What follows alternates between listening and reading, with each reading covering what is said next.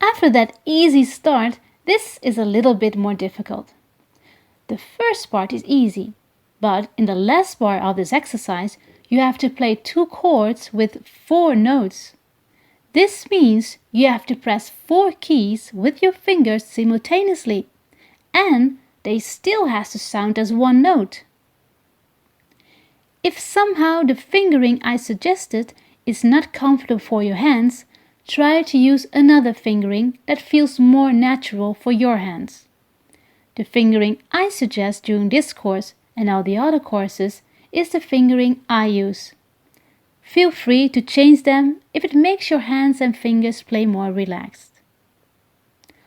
Always try to relax your hands and fingers as much as possible while you are playing.